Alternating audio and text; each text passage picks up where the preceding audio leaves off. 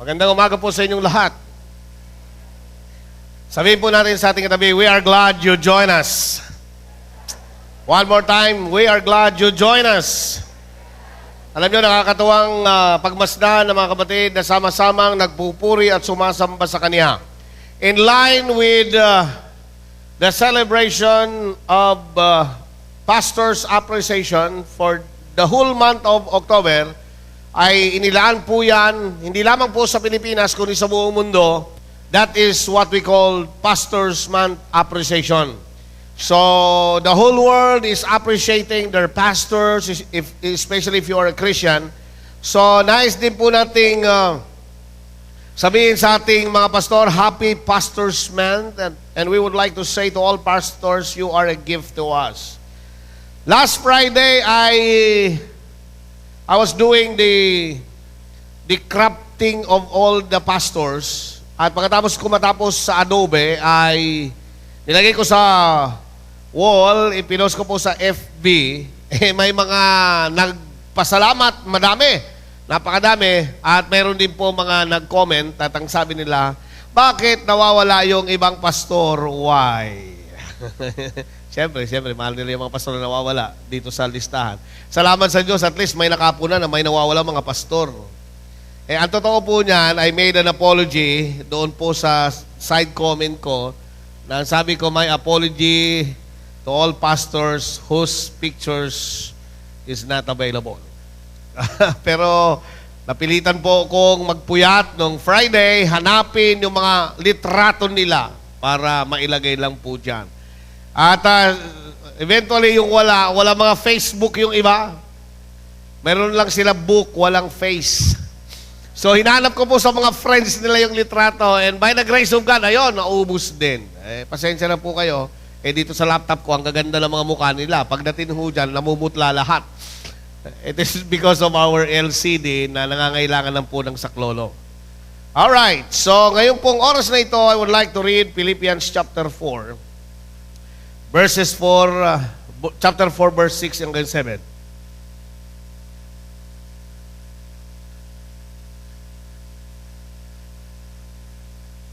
Ganito po ang ating mababasa sa New Living Translation. Don't worry about anything.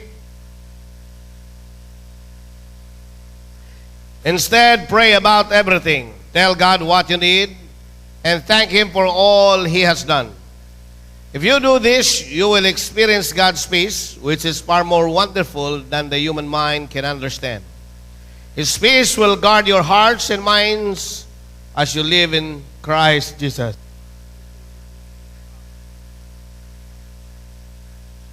Tayo po'y manalangin. Panginoon Diyos, maraming salamat sa isang napagandang umagang binigay mo sa amin upang kami po ay magpuri at magbigay kaluwalhatian sa iyong pangalan.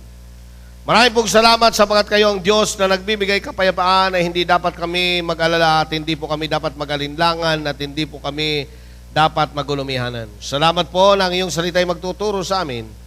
Bless each and every one of us as we study your words. In Jesus' name, maglatay magsabi ng Amen. Alam niyo po ba na ang paksa natin ngayon ay isang paksa na makakatulong sa ating sa ating pang-araw-araw na buhay at higit na magbibigay po sa atin ng kagalakan at kasiyahan pag natutunan po natin ito. Ang ating paksa ay pinamagatan ko po ang stress management. Sino po sa mundong ito ang nabubuhay na walang stress? Kristyano, hindi Kristyano ay hindi ho pinalalagpas nito. Manggagawa o hindi manggagawa ay hindi ho pinalalagpas ng stress. Ano po ba ang stress? Stress is our inner response to circumstances which challenge us to adapt to change. Yun po yung stress. Ito po ay panloob na pagtugon po natin sa mga circumstansyang nagaganap na nagbibigay sa atin ng hamon upang ganapin ang mga pagbabagong yon. Yun po ang ibig sabihin ng stress. At maaaring sa oras na ito, ang ilan po sa inyo ay dumaan sa stress, nagtagumpay kayo sa stress, at maaaring ang ilan po sa inyo ay katulad po nila. Sa pamilya ay mayroon kang stress. Problema mo ang mga anak mo, kasama si bunso ay nai-stress. Tandaan po natin, hindi maiiwasan ang stress sa ating buhay. Bilang magulang, kailangan po na matugunan ng mga problema natin para magampanan ng mahusay ang ating responsibilidad at gawaing naiatang sa atin bilang mga magulang.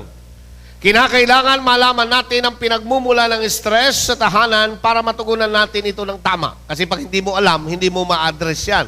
So you have to understand and know where stress comes from. Saan ba galing ang stress? So kailangan malaman natin. Tandaan po natin, most parents struggle with how to reduce their family stress, and it is important to focus on doing so. Mahalaga po na ma-identify natin ito at i-focus po natin ang ating sarili na matugunan ito. Tandaan po natin, family stress is a major cause of marital problems and parenting problems. Major cause ho yan, lalo na ho sa pamilya. So ngayon pong oras na ito, mahalaga. Tingnan natin, saan ba galing ang mga stress yan sa pamilya?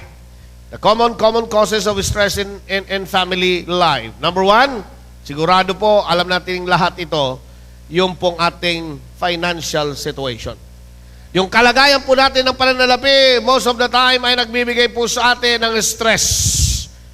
When there are money problems, people tend to live in a perpetual state of stress.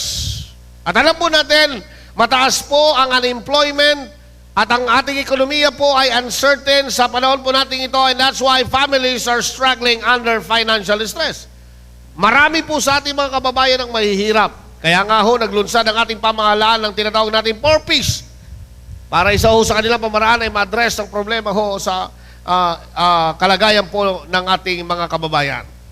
Financial stress means vacations needs to be modified or put off. Pag sinabi natin financial stress, na dati po ay mayroon kayong mga tinatawag na pagbabakasyon sa tuwing katapusan ng taon ay nagbabakasyon kayo sa probinsya, at ngayon dahil mayroon kayong financial stress, kinakailangan hindi ninyo ituloy ang inyong bakasyon. Kung dati noon ay twice kumakain po kayo sa Jollibee, sa McDonald's, sa mga fast foods, kasama ang inyong pamilya, pag mayroon kayong financial stress, kinakailangan po na isang beses na lang, isang buwan.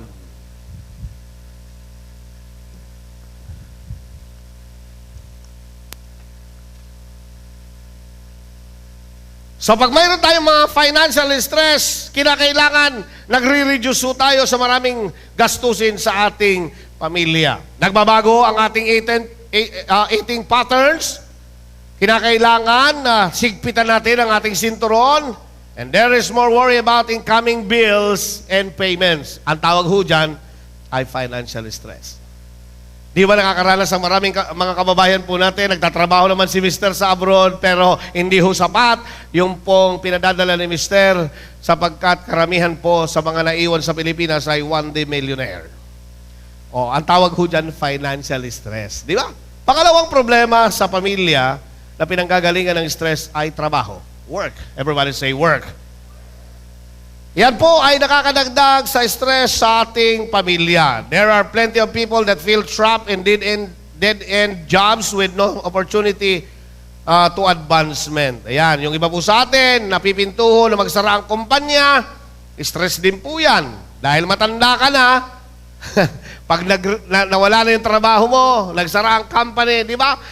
Stress po ang dulot yan sa buhay ng mga tatay, lalo na kung ang edad niya ay 50 na. Nako, medyo hindi na siya basta-basta matatanggap sa kumpanya. Maliban na lamang kung kayo ay mayroong mga skills na talagang inahanap ng mga kumpanya, ay wala kang problema. Now, let me give you an example. Yung mga nagbabarko, kahit 60 anyos na, kailangan sa barko. Ngayon, tinatanggap pa sa barko as long as nakaya pa niya at healthy ang kanyang katawan. Meron nga po akong alam, electrical po yung kanyang skill. Talaga naman ho, hindi man pa rin ho sa barko. Yung iba po, mga inhinero, 60 anyos na, bumabiyahe pa rin. Yung iba po sa kanila ay kapitan sa barko, ang edad ho ay 65 na, ay nakukuha pa rin. Pero hindi ho lahat ay ganon. Di ho ba, mga kapatid? So yung trabaho ay nagdudulot ho sana yung stress. Lalo na ho ngayon, malaking problema natin sa Pilipinas. Di ba? Kapag ikaw ay nagtrabaho, provisionary ka ng bago mag 6 months, ilay-lay off ka na. Tama ba ako? So uncertain ho yung ating mga trabaho, kaya nagdudulot yung ating mga trabaho ng stress sa buhay natin sa ating pamilya. At ang pangatlo, yung kalusugan. Di ho ba? Isa ho yan sa pinanggagalingan ng stress. Especially po na kapag tumatanda ka na, at dahil tumatanda ka na, marami ka nang nararamdaman sa katawan. O di ba, sumasakit na yung mga kasukasuan, yung mga rayuma-rayuma natin yan, talaga namang mataas ang uric, medyo kumakalabit na sa iyo. O di ba, stress yan, lalo pat wala kang naipong pera. O may stress natin yan. Nako, talaga naman. Yung iba po, talagang masyado nag-aalala. Lalo na't wala pa siya mga anak. O di lalo na. Wala siyang naipong pera. O, tapos dumating ang sandali na siya ay nagkasakit. Ay malaking problema yan. Living with ill health can be stressful enough, but most people are as concerned for financial security of their families as they are their own health. Parents who still have young children worry about their care. Should something happen to them before their children are grown. So di ba, iniaalala nila yung kanilang kalusugan, paano kung siya inuubo-ubo na at sinabi ng doktor na meron siyang sakit na ganito at malala ng kanyang baga at isang araw ay tatawagin na siya, nagdudulot ng stress yan. Lalo pa, ang kanyang mga anak ay maliliit pa. Is that right? So nagdudulot ng stress po yung ating kalusugan. Kaya yung mga matataba diyan, medyo mag-reduce. Masakit nga naman pakinggan, parehas ko, mataba na dyan. Maraming mga salbabida. Ay mahalaga siguro na mag-isip-isip na ho tayo, na mag-ayos-ayos sa ng ating mga sarili, kasi mai-stress ka isang araw kung makikita mo na mga anak mo maliliit pa, tapos matitigo ka bigla sa dami ng mga fats na nakakarga sa ating katawan. Di ba? So, yun po yung pinanggagalingan. Ayan pa, isa po sa pinanggagalingan ng stress, yung ating mga anak. Isa po yan sa pinanggagalingan ni Esther. Parents try to protect them from the harsh realities of the world. But at times, the obstacles can seem insurmountable, especially once children reach the preteen and teenager years. Di ba?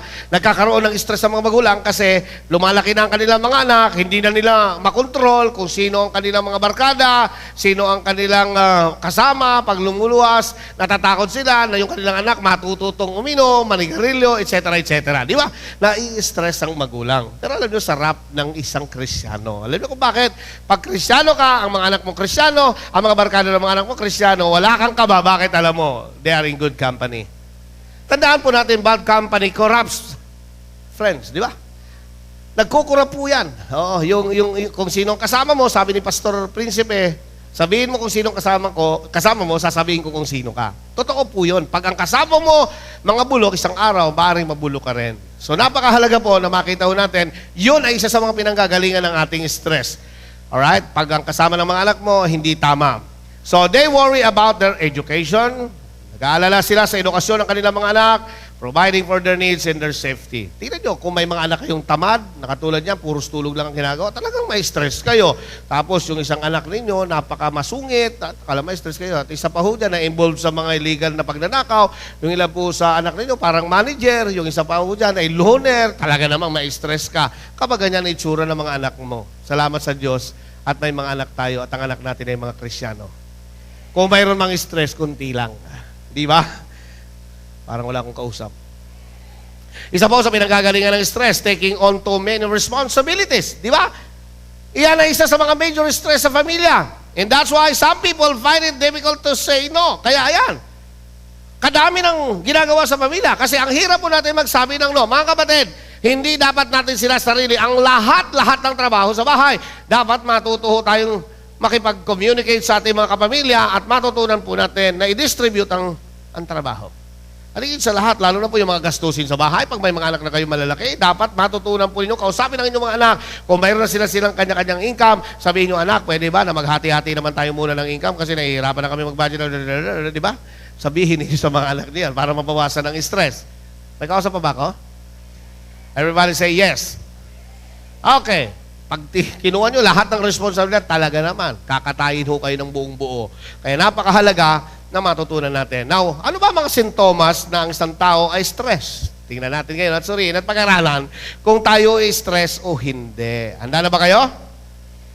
Okay, sa ating katawan, isa sa mga palatandaan na tayo ay stress, laging sumasakit ang ulo. Ayan, ikaw ba'y laging nananakit ang ulo? Maaaring stress yan. Pangalawa, ikaw ba'y mayroong infection na paulit-ulit? Maaaring stress ka. Ikaw ba ay nananakit ang inyong mga muscle at namamaga? Maaaring stress ka. Sino sa inyo nakakaranas na nanginginig ang katawan? Maaaring stress ka. O ilan po sa inyo ang madalas nangangati at namamantalang balat? Oy, maaaring kayo po ay may stress. Sino po sa inyo ang wala namang sakit na asthma pero laging naninikip ang paghinga? Yung inahabol kayo ng hininga, maaari kapatid, stress lang yan.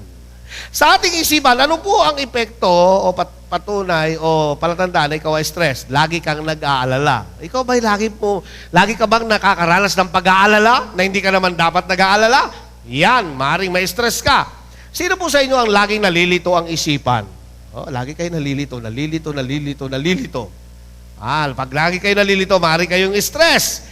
Ilan po sa inyo ang medyo kinukulang sa pagdidesisyon? Yan, medyo hirap kayo magdesisyon, maaaring kayo ay may stress. Sino po sa inyo rito ang natutulog pa? Ay, hindi na kayo natutulog? Sino po sa inyo rito ang natutulog pa? Okay. Sino naman sa inyo ang nananaginip pag natutulog? Sino naman po sa inyo ang nananaginip pero mga masasamang panaginip? Ilan na po sa inyo ang nakaranas na kayo binabangungot? Pag kayo po'y binabangungot, maaring kayo ay stress. Okay?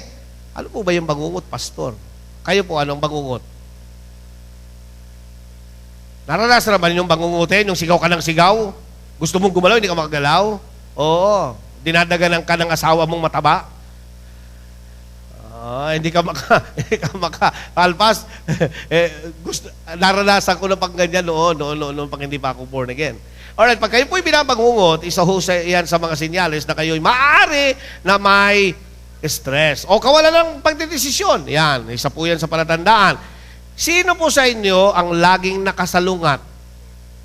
Nag-uusap kayo sa bahay, lagi siyang nakasalungat. Ano man ang pag-usapan, lagi siyang nakasalungat. Ang tawag ho doon ay maaring siya'y may stress. Sino po sa inyo ang pabigla-bigla magdesisyon? Maaring kayo po ay nai-stress. Tingnan natin sa ating behavior, ano ang palatandaan nito? Sino sa inyo ang malapit lagi sa aksidente? Ang tawag natin yan, mas malas ka naman. Lumabas ng bahay, nagmotor, paglabas ng bahay, sumemplang. Pagkatapos pong sumemplang, ipinayos yung motor. Pag-uwi sa bahay, pag-akyat ng hagdan, natalisod, tumama ang ulo, nabagok. At pagkatapos ng mabagok, bumangon, habang kumakain, natinik. Napakalapit din sa disgrasya. Maghapon, sa katutak na disgrasya naranasan. Kasi po stress. Kaya lapit din sa disgrasya. At hindi lamang yon. Sino sa inyo ang sino po sa inyo ang kumakain pa? Okay. Sino po sa inyo ang walang ganang kumain? Madalas. Maaaring stress ka. Sino naman po sa inyo ang lakas kumain? Yung po mayat-maya kumakain kayo, sorry po, mayat-maya, parang hindi mapanghinga ang inyong mga ngipin, kain ng kain. Maaring kayo rin po ay stress. Yung sobrang kain, maaring stress din po kayo. Yung isa walang ganang kumain, yung isa naman ay mayat-maya kumakain. Kaya halata naman sa katawan. Sino ang mga may asawa? Magsabi ng yes! Sino sa inyo ang nakikipagtalik pa sa asawa? Wala na magsasabi ng yes. Okay. Kung kayo po'y nasa edad pa, okay, let's say, ang edad ninyo ay 40, 30, wala na kayong ganang makipagtalik, ibig sabihin yan, maaring kayo stress. Wala na kayong kagana-gana, kahit si Mrs. maghubad ng dahan-dahan. O tigil-tigilan mo ko, lumayo-layo ka sa akin, masama ang pakiramdam ko.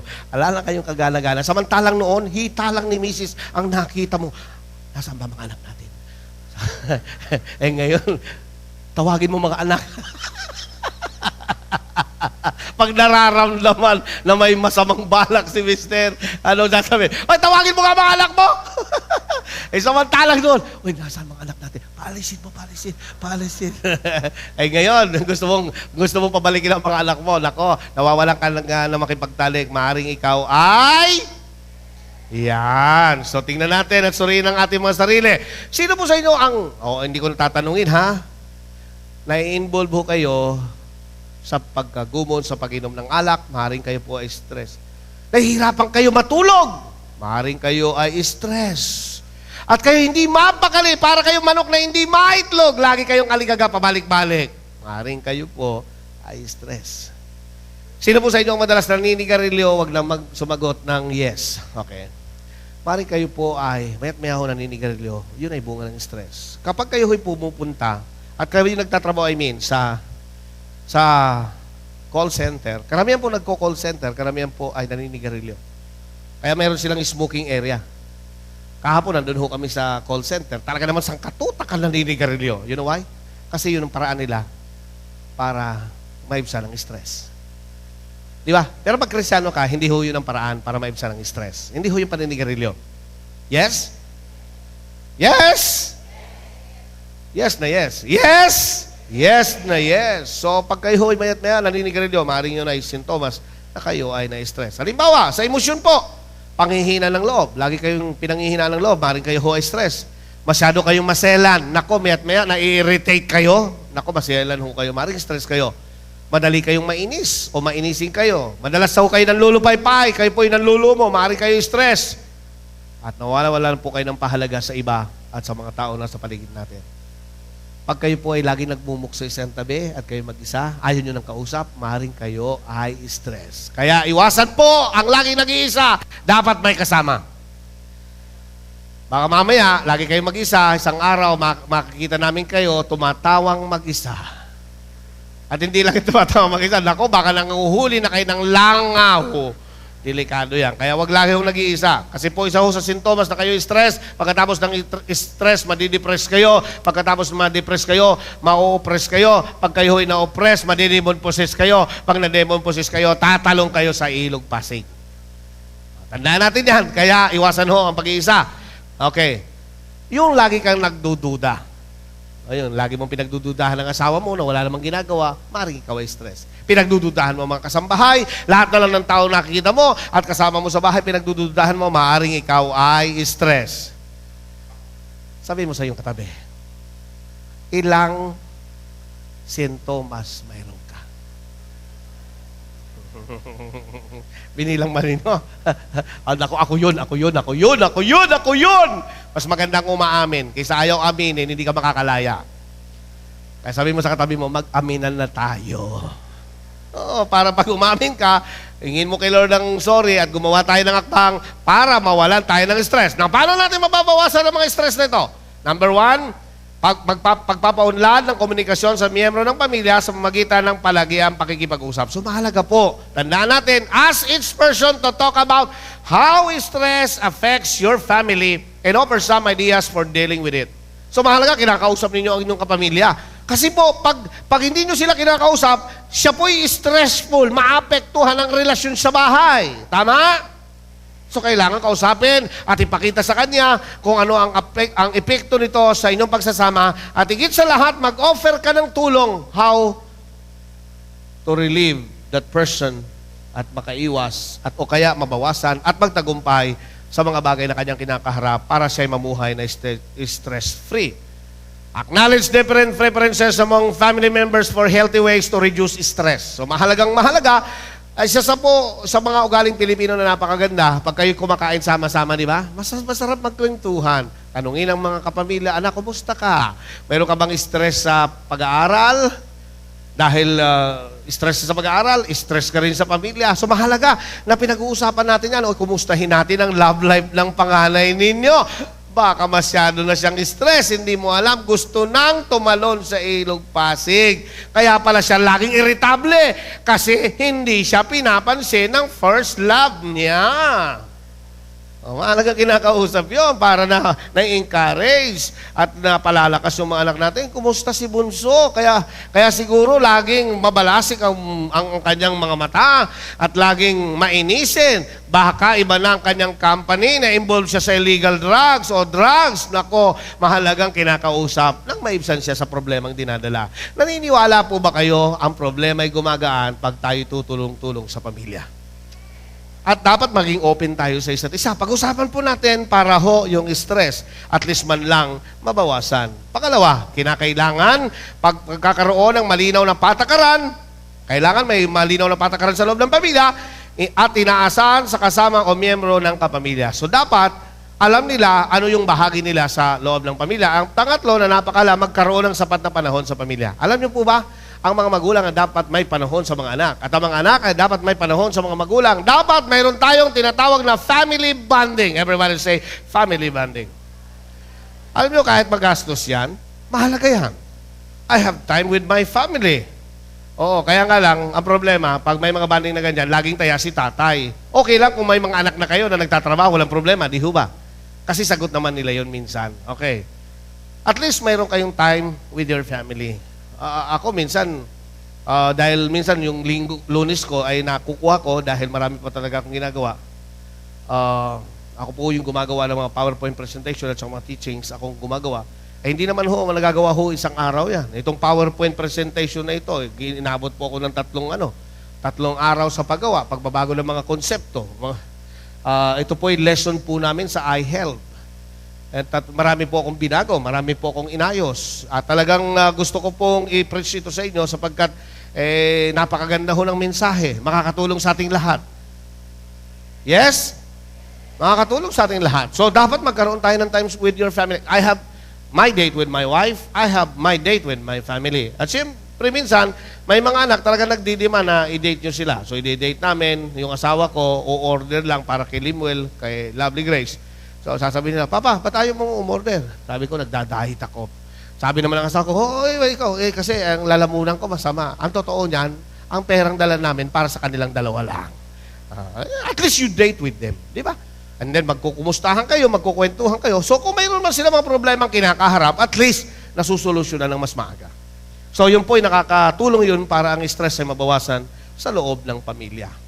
Pag-usapan kung paano hahatiin ang mga gawain kung saan bawat kasapi ng pamilya ay nakikilahok. Di ba kanina, pinag-usapan natin, isa sa pinanggagalingan ng stress, lahat ng trabaho, ang dami hong naikarga natin sa isang kapamilya. So dapat po, matutunan po nating hati-hatiin ang gawain sa bahay. Kasi po pag hindi ho, maging stressful yan. O si tatay ang tagaluto, di ba? Okay lang ba yun? Sapagkat ang mga tatay, masasarap magluto. Magsabi ng yes sa mga tatay. Ay, parang ako lang ang magaling magluto. At saka yung kapatid. Ako po ay magaling magluto kahit na anong klase ng luto. Magaling ako. Obvious naman kasi magaling akong kumain. Si nanay ang taga-alaga kay bunso. O, di ba? Si ate ang tagalaba. Si kuya ang tagahugas ng pinggan. At ang iba pa niyong kapatid, magtatapon ng basura. Yung isa, pag may garden kayo, tagaayos ng garden. Yung isa, tagalinis. At yung isa, kung may mga renovation, siyang gumagawa. Mahalaga po, naghahati-hati ng trabaho. Imagine po, lahat kayo darating sa bahay. Lahat ay nagbihis. Sino maglalaba? Di ako mahal ng mga anak ko. Ang pasalubong damit na lalaban. Gabundok na labahin. Na-stress. Tapos, sinanay pang lahat ng trabaho sa bahay. Lahat ng mga anak, Nay, nasaan yung brief ko? Nay, nasaan sapatos ko? Narinig nyo na ba sa pamilya yan? Bakit? Sinanay lahat. Kaya pag namatay si nanay, patay lahat sila. Why? Kasi walang division of labor sa loob ng tahanan. Dapat, give yourself and your family permission to say no to some activities. So, pag hindi mo na kaya, magsabi ka, Nay, hindi ko na po kakayanin yan. Kayo na po ang bahala mag-distribute kung kanino yan. Hello? Pag grabe ng trabaho mo, ang nanay magsabi, Anak, hindi ko nakakayanin yan. Ito yung mga load ko. Pwede ba? Ipagawa mo sa iba yan? Ako sa bahay. Pagod na pagod ka maghapon. Nag-isip ka, etc., etc. Mamaya, darating si Lovely Grace. Pakidrawing mo nga ito. Tapos ang ipadodrawing mapa ng Pilipinas, Diyos ko. Ay, mababaliw ka. Sabi ko, anak, pwede ba? I-computer ko na lang, itarpulin ko na lang. Sabi na, Papa, mas maganda ho kasi yung drawing. O sige, bahala ka sa buhay mo. Nakaka-stress kaya yun. Luzon, Visayas, Mindanao yun. Ito-drawing mo. Isa-isayin mo pa yung mga lugar doon. Pwede naman palang i-computerize. You see that? Sabi ko, ano to? Assignment po namin. Bakit kailangan i-drawing? Kasi mas maganda drawing. Pinaghirapan talaga. Tama, pinaghirapan. Pinahirapan mo ko, hindi ikaw.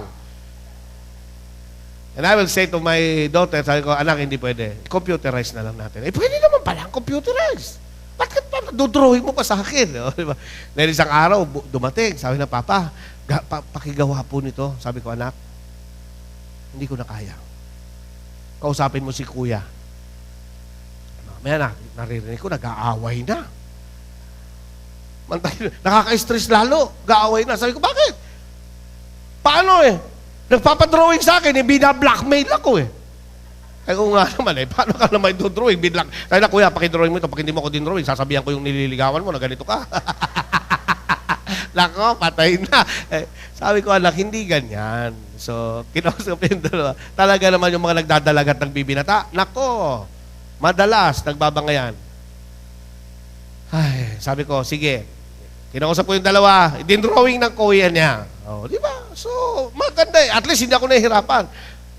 May division of labor sa loob ng bahay. Okay. Ito pa maganda.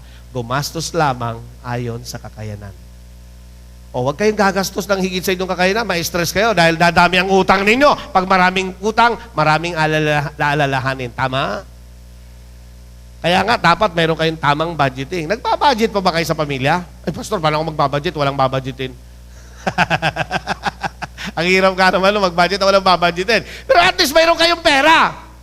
Alam mo siguro tao na bubuhay sa mundo na kahit 5 duling, wala. Lahat tayo may pera kahit maliit. Kahit maliit, dapat binabudget yan. At ito maganda. Pag kayo magbabudget, dapat kasama ang asawa, kasama mga anak. Dapat alam nila, eto lang mga anak, ang income na dumarating. Para hindi kayo na-stress. Lapit ng lapit ang mga anak, hingi ng ganito, hingi ng ganon. At least alam nila na hanggang doon lang kayo. Yes? So mahalaga po yan, pulungin ng pamilya, kasamang magplano. Ang kasabihan po natin ay ganito, habang maiksi ang kumot ay matutong mamaluktot. So yun napakahalaga. Ang stress ay normal at natural. Tandaan po natin yan. Ngunit kapag ito ay hindi natugunan ng tama, nakaka-apekto ito hindi lamang sa ating pamilya, kundi pati sa ating pangangatawan. Nakaka-apekto ito, kaya dapat tugunan natin ang pinagmumulan nito at matuto tayo magpapagpahingahin ng ating katawan. So, mga kapatid, minsan, ang isa ho sa pinakamatinding dahilan ng stress, pagod ang katawan. Kaya kailangan lang magpahinga. Kaya mga anak, kapag sinanay ang stress, ipadala sa spa. Magpa-spa, magpa-massage, magpa-manicure, magpa-pedicure, magpa-relax-relax. Pastor, kung walang ganyan, sa manghihilot na lang kialing puring. Okay? Pwede naman yun di ba? Padala kialing puring, pakimasahin nanay ko. Di ba? Nakakatulong yun. Okay. So, ngayong umaga, mayroon tayong simpleng gagawin. Okay? Umupo kayo ng maayos. Mga simpleng pamamaraan para maibsan ang stress. Okay. Lahat ng inlalaki, iganyan. Sabihin natin, okay. Ilagay sa likod ng tainga. Okay? Ibuka ang daliri. Itapang, ganito sa ulo. At pagkatapos, iikot. Ikot. Ikot. Pabalikin natin. Ikot. Idiin nyo naman pambira. Hindi naman idiin. Idiin nyo para nahihilot. Okay? Ibalik ulit. Anong pakiramdam? Masarap. So, isang simpleng masahe. Pangalawa. Okay, pangalawa. Okay. Huwag nyo lang isara ang mata. Ilagay ang inyong daliri sa ibaba ng inyong kilay. Nasaan ang kilay? Ito ang kilay. Okay, pagkatapos ay dito po, yung sa may ilong. Idiin. Sige, idiin po. Dahan-dahan. At pagkatapos tanggalin. Idiin uli. Dahan-dahan. Tanggalin. Idiin uli. Dahan-dahan, tanggalin. Idiin uli. Hindi naman kayo duling na yan. Baka ginagano nyo, paduling yung hilot ninyo. Dinidiin lang po para yun po ay nakapag-relax. Okay, susunod. Next. Anong gagawin? Okay, ilagay ang daliri sa gilid ng ilong. Gilid. Okay, patapos, itaas na nakadiin. Pagkatapos ibaba. Tapos itaas. Tapos, ibaba. Huwag ang ilong, mapipisak ang ilong, sa gilid lang ng ilong. Okay? Itaas ulit. Ibalik-balik ninyo hanggang kayo'y ma-relax. Huwag niyong isipin ang pera. Isipin. Mga kapatid, mga minamahal, makakatulong yan para ma-relieve po kayo sa stress. Okay? Tumayo tayong lahat. Nagagawin tayo. Okay, itaas ang mga kamay. Kanan, kanan, kanan. Ibilog! Ano ang naalala nyo pag nakaganito? Tingnan natin kung kayo stress o hindi sa pera. Okay, lahat ilagay sa batok. Stress ang karamihan. Kailan pa naging batok ang noo?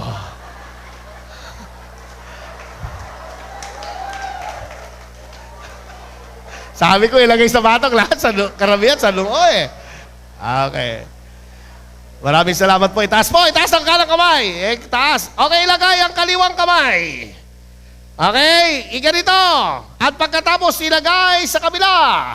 At pagkatapos iikot na dinidiin ang likod. Okay, ikot ng ikot, ikot ng ikot. Wag ulo ang umiikot, ito lang. At pagkatapos tumigil, itaas ang kaliwang kamay. Ilagay. At pagkatapos ilagay. At iikot din. Okay. Pagkatapos po ilagay ang kamay sa ano to? Baywang. At pagkatapos kumending kende. Okay ba yan? Okay. Parang ayaw niyong kumending. Di bali kahit lalaki kende. At pagkatapos sumikot. Mata si balik. May nakaka-relax yan mga kapatid. Okay, may gagawin tayo. Okay, kahit kayo nakaharap. Okay, umakbang ng isa sa kanan. 1, 2, tapos umatras. 1, 2. Okay? 1, 2. Atras. 1, 2. Okay, handa na ba kayo? Handa na ba kayo? Handa na kayo? Sandali, sandali, sandali. May problema, may problema, may problema, may problema. Hindi pala nakakabi. Okay, handa na kayo. Ulitin natin. 1, 2, 3, 4. Handa na tayo. Ready? Go!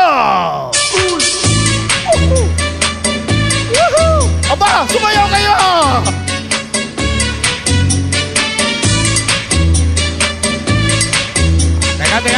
Teka. Hindi nyo ako naintindihan eh. Alam ba ninyo, nakakawala ng stress yun? Handa na ba kayo? Okay. Huwag kayong, pwede naman hindi umalis lang, ganun lang kayo. Sa bahay, pag-uwi ninyo. Sa loob ng CR lang kayo habang tumutugtog para hindi kayo makita ng asawa. Ano nangyari sa asawa ko? Nag-church lang, baliw na. Oh, nakakaalis ng stress yan. Okay, ready, go! Woohoo! At pagkatapos, when marimba rhythm starts to play, dance with me, make me sway, like the lazy ocean hugs. Allah, sige, bira! Sway me more. When marimba rhythm starts to play, dance with me. Okay, palakpakan natin mo sarili. Sa bahay na lang, sa bahay na lang. Okay ba yun? Okay ba yun? Now, you can be seated now. Paminsan-minsan mag-relax kayo sa bahay, sumayaw kayo mag-asawa. O diba, kasama yung mga anak, sumasayaw kayo. Eh naku, nakaka-relieve yan ng mga alalahanin sa buhay. Kahit hindi kayo marunong sumayaw, sumayaw kayo. Okay. Ang sabi po ng ating binasa kanina, huwag kayong mga balisa sa anumang bagay, kundi sa lahat ng mga bagay, sa magitan ng panalangin, at daing na may pasalamat, ipakilala niyo ang inyong mga kahilingan sa Diyos. Now, makinig kayo. Kapag kayo'y na-stress, ang solusyon ay manalangin sa Diyos. Bakit? Pag nanalangin ho tayo, darating ang, kapayapaan. At higit sa lahat, ito po napakaganda. Pag tayo may mga alalahanin at problema, kanino tayo lalapit? Lumapit tayo sa Diyos. Ipagkatiwala natin ang ating mga kabigatan at bibigyan niya tayo ng kapahingahan. So, mawawala ho yung stress. At higit sa lahat, dapat si Lord ang ating dakilang pastor. Anong sabi? Si Yahweh ang aking pastol. Pag siya ang pastol mo, anong mangyayari? Pag mayroon kang stress sa pamimera, hindi ka na. Oo. At anong sabi? Pag pagod ka, pinahihimlay niya ako sa luntiang pastulan at inaakay niya sa tahimik na batisan. Anong sabi? Kung kayo po'y nanlulupay-pay ng hihina, pinapanumbalik ang aking kalakasan at pinapatnubayan niya sa tamang daan upang aking parangalan ang kanyang pangalan. Okay, anong sabi? Pag dumadaan ka man sa mga katatakutan at problema sa buhay, dumaan man ako sa malilim na libis ng kamatayan, wala akong katatakutan. Bakit? Pagkat ikaw ay aking kaagapay, ang tungkod mo ay pamalo at aking gabay at sanggalang. Ito po matindi. Ipinaghahanda mo ako ng salo-salo na nakikita po nitong mga kalaban ko at sa aking ulo langis ay binubuhos sa aking saro, pagpapalay lubos-lubos. Anong sabi? Sa huling saknong. Sabay-sabay natin basahin. 1, 2, 3, go! Kabutihan ay pag-ibig mo sa akin, di magkukulang. Siyang makakasama ko habang ako'y nabubuhay at magpakailanmay sa bahay ni Yahweh mananahan. At higit sa lahat, pag may problema, anong sabi? Na inyong ilagak sa Kanya ang lahat ng iyong kabalisahan sapagkat kayo'y ipinagmamalasakit niya. Kaibigan, nakalimutan natin may Diyos na maaasahan. Bakit hindi natin nilapit ang mga bagay na bumabalisa sa atin? Siya'y nagmamalasakit sa atin. Pag ginawa natin yan, maraming salamat. Mabuhay tayong lahat. Palakpakan natin si Lord. Okay. Sabihin mo sa katabi mo, kumusta ka? Ikaw ba'y stress? At kalooban ng Diyos na ngayong umaga, uuwi tayong lahat nakangiti na stress-free.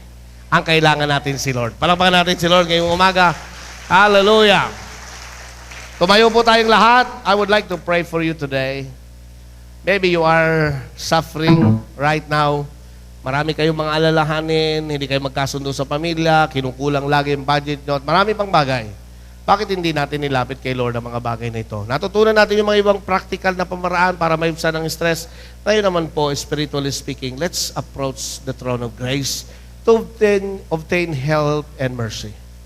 Habang kayo po ay nakapikit at nakayuko kayo, ayan po nyo yung panalangin ko kayo. Panginoon Diyos, marami pong salamat. Na kayo po ang Diyos namin na pinaglilingkuran at pinag-alayan ang aming buhay. Lord, salamat po na kami po ay may Diyos na laging nakalaang tumugon. Diyos na nagbibigay ng kapayapaan. Diyos na nagbibigay ng katugunan sa lahat ng aming pangangailangan.